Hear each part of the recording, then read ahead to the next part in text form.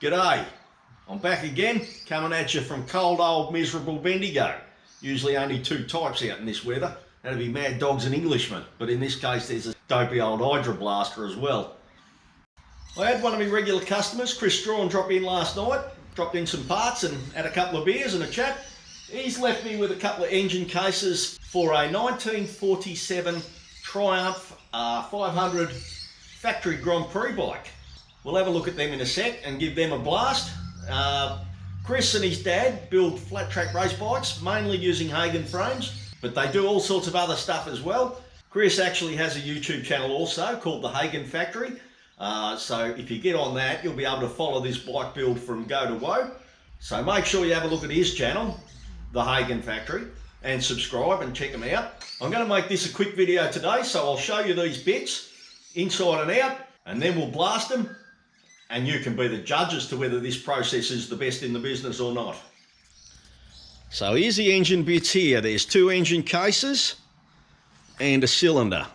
Now Chris is going to drop me in the head. Currently his dad Alan is stripping the head down, and he's going to drop the head in and get that done when he picks this lot up. As I said, 1947.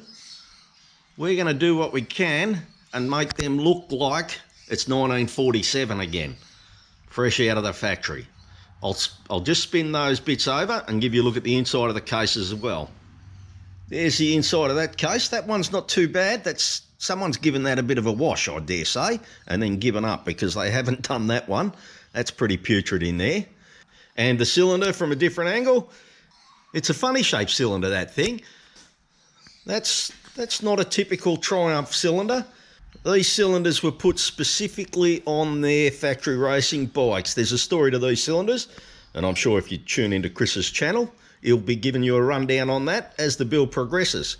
Anyhow, let's get these bits, put them in the hydroblasting machine, and see what we can do with them. Okay, there it is on the turntable in the machine. Take a good look at that, because you won't recognise it next time you see it. Well, there you go, folks. 20 minutes in the hydroblaster. I'll let you be the judge. Now, that 20 minutes, that's not going to break the bank. Now, some people might say, what would you know? You're just a dumb old parts cleaner. But I'm actually a qualified mechanic and an avid motorcycle restorer and collector, and I wouldn't even consider building an engine without doing this process. I'll just spin this case over and give you a look at the inside of it as well. Hurly burly. Tell me another process that's going to get the cases as clean as that. Righto, let's get on to this one now. This one will probably take a little bit longer because it's a bit more intricate and a bit bigger, but get a look at it now and I'll show you that one when it's done.